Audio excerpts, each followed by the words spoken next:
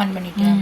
CBS super கிச்சனில் நம்ம இன்றைக்கி என்ன பண்ண போகிறோன்னா கோயில் புளியோதரை தான் செய்ய போகிறோம். கோயிலுக்குள்ளே கொடுக்குற டேஸ்ட்டில் நம்ம புளியோதரை செய்ய போகிறோம். அதுக்கு ஒரு நல்ல பெரிய நெல்லிக்காய் சைஸ்க்கு கொஞ்சம் அதிகமாகவே புளி கரைச்சி வச்சுருக்கேன். புளியை வந்து ரொம்ப கெட்டியாக கரைக்காமல் ரொம்ப தண்ணியாக கரைக்காமல் மீடியமாக கரைச்சிக்கோங்க. ஏன்னா புளி நல்லா கொதிச்சாதான் டேஸ்ட் கூட இருக்கும். அதனால் அந்த மாதிரி பண்ணியிருக்கேன். அதில் நம்ம 1 ஸ்பூன் மஞ்சத்தூள் போட்டுக்கலாம். நம்ம வேறு எதுவுமே சேர்க்க வேண்டாம். நம்ம ஒரு பொடி அரைக்க போகிறோம். அந்த பொடியை போட்டு நம்ம புளியோதரை செஞ்சிடுறோம். அதுக்கு 2 ஸ்பூன் வரமல்லி போட்டுக்கலாம்.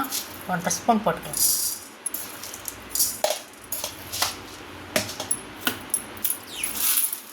அதே அளவுக்கு கடலைப்பருப்பு போட்டுக்கலாம்.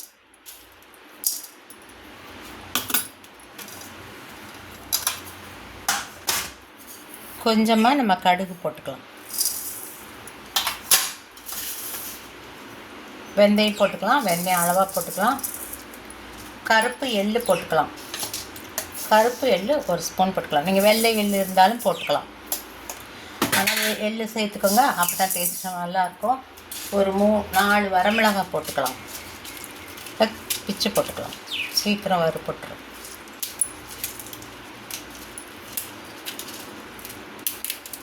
இதை நம்ம வறுத்து எண்ணெய் எல்லாம் எதுவும் சேர்க்காமல் நல்லா வறுத்து பொடி பண்ணி வச்சுக்கணும். பொடி பண்ணி வச்சுட்டு நான் இப்போ சாதம் வச்சு நல்லா வந்து ஆற வச்சுருக்கேன். நான் ஒரு 300 கிராம் அரிசி மட்டும் போட்டு சாதம் வச்சுருக்கேன். அந்த 300 கிராமுக்கு மட்டும்தான் நான் இப்போ அளவாக செஞ்சுருக்கேன். நீங்கள் அதுக்கு உங்களுக்கு இது மேலே அதிகமாக வேணும்னா இதே டபுள் மடங்கு சேர்த்துக்கோங்க. வாங்க இதை வறுத்து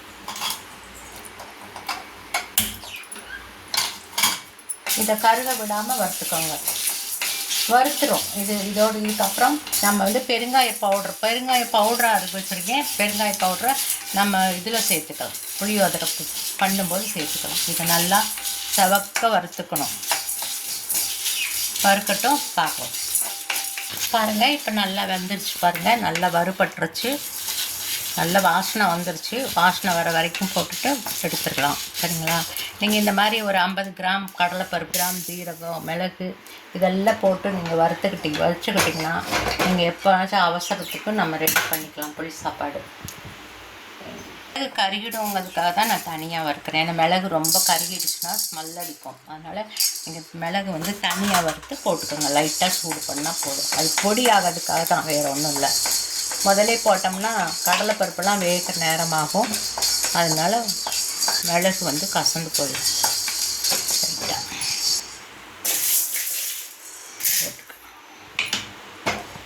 ஆறட்டும், பொடி பண்ணிக்கலாம்.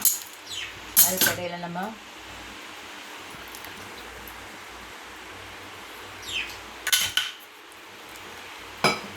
எண்ணெய் ஊற்றி வச்சுக்கலாம். நான் சன்ஃப்ளவர் ஆயில் தான் ஊற்றிருக்கேன்.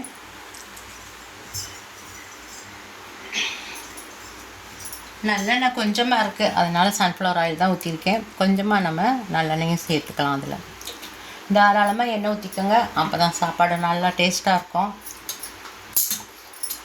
நம்ம இந்த மாதிரி எல்லாம் செஞ்சு கூட நம்ம ஃப்ரிட்ஜில் ஸ்டோர் பண்ணிக்கலாம். 10-20 நாளைக்கு அது ஒன்றும் செய்யாது, நல்லா இருக்கும். இப்போ நம்ம மிளகாய் எடுத்துக்கலாம். மிளகாயில் இருக்க விதை இல்லாமல் எடுத்து போட்டுக்கலாம். நம்ம விதையோடு இருந்துச்சுன்னா நல்லா காரம் கொடுத்துரும். நம்ம ஆல்ரெடி 4 மிளகெல்லாம் சேர்த்துருக்கோம். அதுலேயுமே காரம் அதிகம்.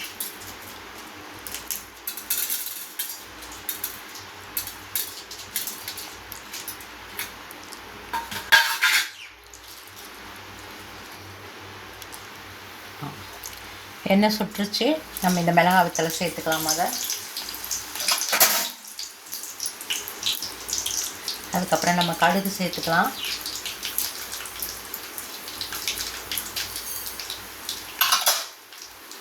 கடுகு பொரிஞ்சோடனே நம்ம கடலைப்பருப்பு சேர்த்துக்கலாம்.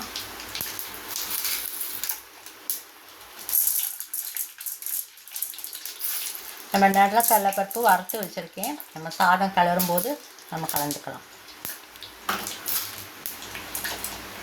வச்சு சிம்மில் வச்சுட்டு நம்ம இதை நல்லா கோல்டன் ப்ரௌனில் வர வரைக்கும் நம்ம வறுத்துக்கலாம்.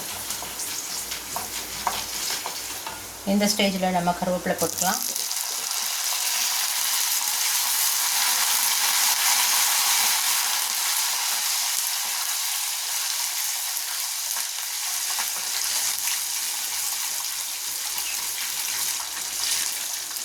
நல்லா செவக்கட்டும்.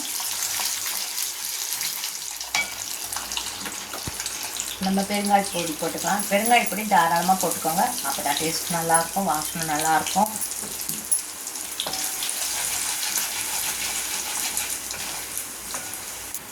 இருங்க, நம்ம பொடி பண்ணிக்கலாம்.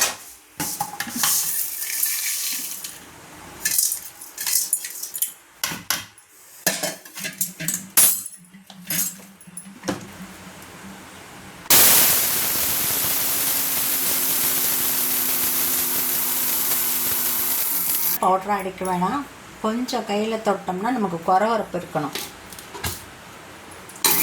போதும். ஏன்னா நம்ம வந்து மிளகு போட்டிருக்கனால எள்ளு போட்டிருக்கனால ரெண்டும் வந்து நமக்கு கசப்பு கொடுத்துரும் ரொம்ப அடித்து சூடானா. அதனால் நம்ம இந்த ஸ்டேஜில் நம்ம பொடியை வந்து எடுத்துக்கலாம். பாருங்கள், கையில் பிற்புன்னு இருக்குதுங்க. இந்த கடலைப்பருப்பு தெரியுது பாருங்கள், அந்த அளவுக்கு இருந்தால் போதும். பாருங்கள், நல்லா சவந்துருச்சு பருப்பு. இனி வேகும்போது சரியாக இருக்கும். நம்ம இந்த ஸ்டேஜில் இந்த பவுடர் ஃபுல்லாக கொட்டிக்கலாம். இது 300 கிராம் அரிசிக்கு தேவையான பவுடர் தான் கொட்டியிருக்கேன். நீங்கள் அதிகமாக வேணும்னா செஞ்சு ஸ்டோர் பண்ணி வச்சுக்கோங்க. ஸ்டோர் பண்ணி பவுடரும் வச்சுக்கலாம், புளியும் வச்சுக்கலாம். இது ஒரு கொதிக்கட்டும். நம்ம புளியை ஊற்றிக்கலாம். புளியை ஊற்றிட்டு அதுக்கப்புறம் நம்ம உப்பு கலந்துக்கலாம். போதும்.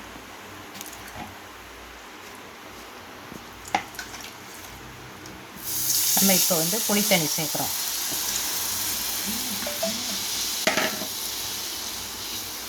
நமக்கு வந்து இன்னும் கொஞ்சம் மஞ்சத்தூள் ஆட் பண்ண வேண்டியிருக்கு.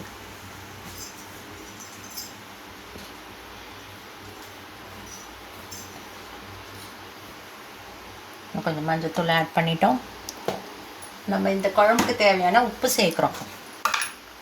உப்பு ஒரு கல் நமக்கு சுருக்குன்னு இருக்கணும், ஏன்னா நம்ம சாதத்தில் போடும்போது அது கரெக்டாக மேட்ச் ஆகணும். அதனால் அதுக்கு தகுந்தபடி உப்பு போட்டுக்கோங்க. இந்த புளி வந்து நல்லா கொதித்து எண்ணெய் மட்டும் வரணும்.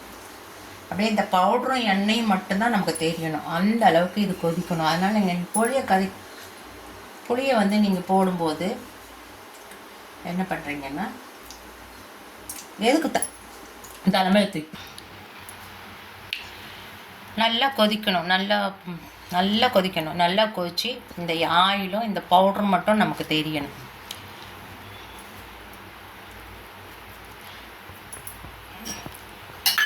என்கிட்ட வெல்லம் இல்லாததால் அதை ஈக்குவல் பண்ணுறதுக்காக நான் 1 ஸ்பூன் ஜீனி போடுறேன். நீங்கள் வெல்லம் இருந்தால் வெல்லம் போட்டுக்கோங்க. கண்டிப்பாக நீங்கள் போட்டு பாருங்கள், நல்லாயிருக்கும். புளிப்பு, காரம், இனிப்பு எல்லாம் சேரும்போது புளி சாதம் ரொம்ப நல்லாயிருக்கும். கொதிக்கட்டும். நம்ம இன்னும் கொஞ்சம் கருவேப்பிலை சேர்த்துக்கலாம். கருவேப்பிலை அதிகம் போடுங்க, அப்போ தான் நல்லா ஸ்மெல் நல்லாயிருக்கும். பெருங்காயம் கூட இன்னும் கொஞ்சம் போடுங்க. இது நல்லா கொதிக்கட்டும். இந்த தண்ணி ஃபுல்லாக சுண்டுற வரைக்கும் குழம்பு கொதிக்கணும்.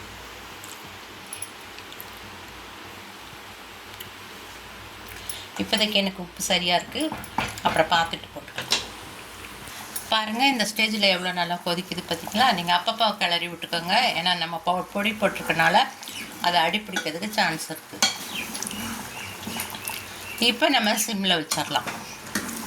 புளி நல்லா கொதிச்சிருச்சு, இன்னும் வற்றணும்.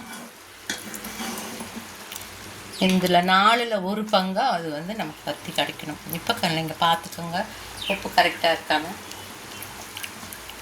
உப்பு தேவைப்படுது.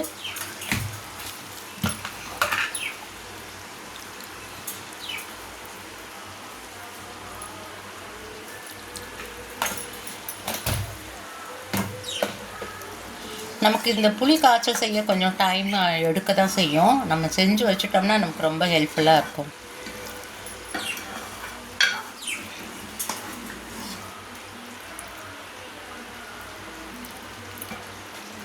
கரெக்டாக இருக்குது. சாதம் ஆறட்டும். சாதம் வச்சு ஆற வச்சுருக்கேன். அதில் கொஞ்சம் எண்ணெய் சேர்த்துருக்கேன். எதுக்காக அப்படின்னா, சாப்பாடு நமக்கு ஒன்றோட ஒன்று ஒட்டாமல் வரும். அந்த காரணத்துக்காக தான் வச்சுருக்கேன்.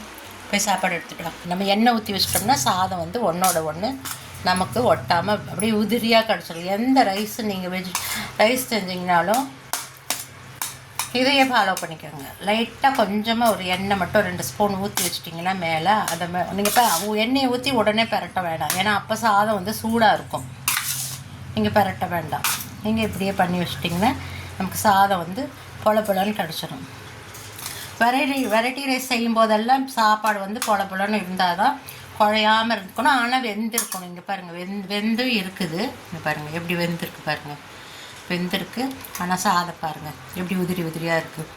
ஆயில் சேர்த்துட்டிங்கன்னா சரியாயிடும். ஆனால் கையை போட்டு பெரட்டக்கூடாது. சாதம் வந்து வீணாக போயிடும். நம்ம கரண்டியில் தான் பெரட்டி விடணும். நம்ம குழம்பு செஞ்சுட்டு நம்ம சாதம் பெரட்டும் போது நம்ம வந்து அப்படியே குழம்பு டபக்குன்னு ஊற்றிடக்கூடாது. நம்ம சாதத்தை போட்டுட்டு கொஞ்சமாக குழம்பு ஊற்றி அப்புறம் நம்ம அதுக்கு தேவையானது மட்டும்தான் நம்ம போடணும். ஏன்னா நம்ம 4 பேர்த்துக்கு நம்ம செய்கிறோன்னா 4 பேர்த்துக்கு கரெக்டான குழம்பு நம்மளால் வைக்க முடியாது இல்லைங்களா. ஒரு சமயம் அதிகமாகலாம், ஒரு சமயம் கம்மியாகிடலாம். நம்ம அதுக்கு தகுந்தபடி பரட்டிட்டு நம்ம அப்படியே மேனேஜ் பண்ணிக்கலாம். மீது சாப்பாடு இருந்துச்சுன்னா நம்ம சும்மா தக்காளி கூட தாளிச்சிக்கலாம். ஏதோ ஒன்று பண்ணிக்கலாம் இல்லைங்களா. அந்த மாதிரி பண்ணுங்க. சாப்பாடு நல்லா ஆறிடுச்சு. குழம்பு ரெடியானால் நம்ம போட்டுடலாம். எப்படி குழம்பு ரெடியாக இன்னும் 10-15 நிமிஷம் ஆகட்டும் பார்ப்போம். நம்ம சிம்மில் வச்சுட்டு நம்ம திரும்ப வந்து நம்ம தீ வந்து கொஞ்சம் அதிகம் போட்டுட்டோம். இந்த ஸ்டேஜில் வந்து நம்ம கரண்டி வச்சு அப்பப்போ நம்ம கலந்து விட்டுட்ருக்கணும். இல்லைன்னா பொடி வந்து அப்படியே அடியில் தங்கிடும். அது வந்து கருக ஆரம்பிச்சிடும். பொடி எல்லாம் பவுடர் தானே. அதனால் இன்னும் வந்து நமக்கு இன்னும் கொஞ்சம் ஆகணும். அதுக்கப்புறம் பார்ப்போம். இந்த ஸ்டேஜில் நம்ம நடக்கடலை பருப்பு சேர்த்துக்கலாம். உங்களுக்கு எவ்வளோ தேவையாக இருந்தாலும் நடக்கடலை பருப்பு சேர்த்துக்கலாம். சேர்த்துக்கிட்டிங்கன்னா ரொம்ப நல்லாயிருக்கும். நான் இதுக்கு முட்டைகோஸ் பொரியலும் தேங்காய் துவையலும் தான் செய்கிறேன். தேங்காய் துவையல் செய்கிறத காமிக்கிறேன். அது எனக்கு புளிசாதமும் அப்பளம் வத்தல் தேங்காய் துவையல் இதெல்லாம் ரொம்ப நல்லாயிருக்கும் டேஸ்ட்டு. உருளைக்கிழங்கு கூட நம்ம ஃப்ரை பண்ணிக்கலாம்.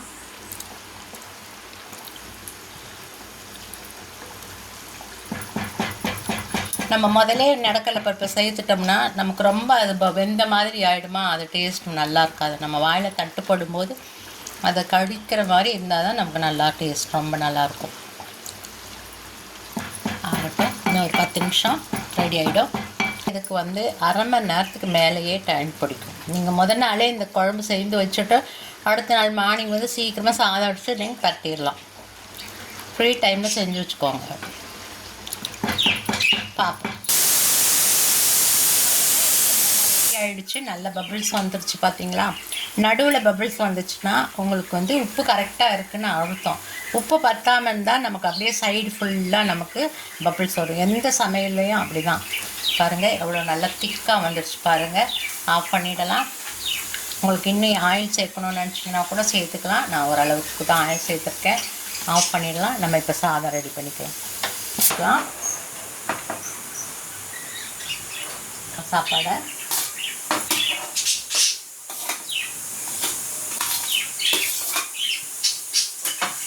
போட்டுட்டு நம்ம நல்லா வந்து எப்படி அந்த கட்டியெல்லாம் உடச்சி விட்டுக்கலாம். உடச்சி விட்டுட்டு நம்ம இப்போ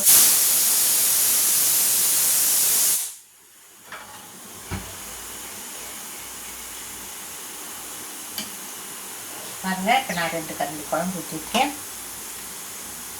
பரட்டிக்கிட்டு நம்ம திரும்ப பார்த்து போட்டு ரொம்ப கசகசன்னு பரட்டக்கூடாது. நம்ம ஜென்டிலாக பரட்டி விடணும். ரொம்ப கசகசான்னு பரட்டினோம்னா நமக்கு வந்து சாதம் கொசன்னு போயிடும். நீங்கள் இந்த மாதிரி புளி சாதம் செஞ்சுட்டிங்கன்னா 3 நாளைக்கு கூட நமக்கு நல்லாயிருக்கும். நம்ம எங்கேன்னு ஒரு கோயில் போகும்போதோ இல்லை ஏதாவது ட்ராவல் பண்ணும்போது நமக்கு சாப்பாடு வெளி சாப்பாடு ஒத்துக்காதுன்னா நம்ம இந்த மாதிரி செஞ்சுக்கலாம்.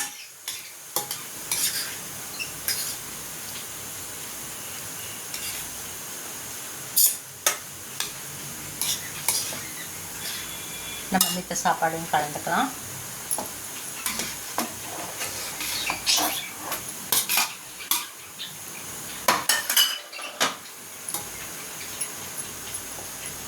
போட்டு கலக்கும்போது உங்களுக்கு வந்து குழம்பு அதிகமானாலும் சாப்பிட முடியாது. நமக்கு ஒரே புளிப்பு அதிகம் இருந்தால் சாப்பிடும். மீடியமான புளிப்பு இருந்தால் தான் நம்மளால் சாப்பிட முடியும். அதனால் இதெல்லாம் கலந்துக்கிட்டு அதுக்கு தகுந்தபடி நம்ம புளி புளி தண்ணி நம்ம சேர்த்துக்கலாம்.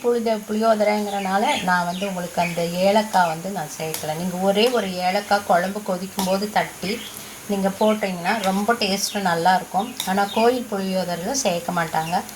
ஆனால் நீங்கள் ஒரு சமயம் செய்யும்போது நீங்கள் அந்த ஒரு ஏலக்காய் மட்டும் செய்து பாருங்கள். முஸ்லீம் வீட்டிலலாம் புளியோதரை செஞ்சாங்கன்னா கண்டிப்பாக அந்த ஏலக்காய் வந்து ஒன்று சேர்த்து தான் செய்வாங்க. அந்த டேஸ்ட்டு இன்னுமே நல்லாயிருக்கும். நம்ம இன்னும் குழம்பு சேர்த்துக்கலாம்.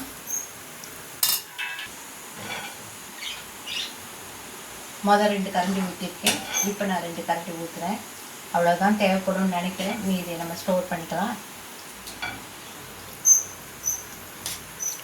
நீங்கள் குழம்பு சூடாக இருக்கும் போதே கலந்துருங்க. அது ஒன்றும் செய்யாது. நீங்கள் குழம்பும் ஆறட்டும்னு நினைக்காதீங்க. குழம்பு சூடாக இருக்கும் போதே கலந்து எடுத்துங்க.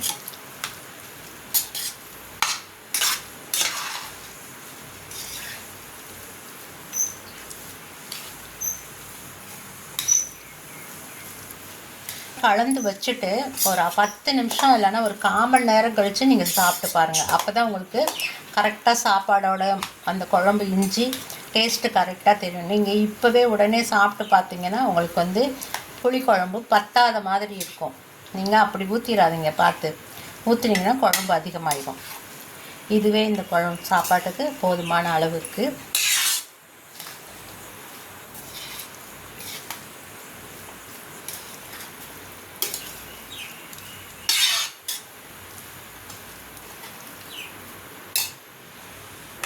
இப்போலாம் கரெக்டாக இருக்குது. நீங்கள் இன்னும் ஒரு 10 நிமிஷம் கழித்து சாப்பிட்டு பாருங்கள். நான் வீடியோ இப்போவே கட் பண்ணிக்கிறேன்.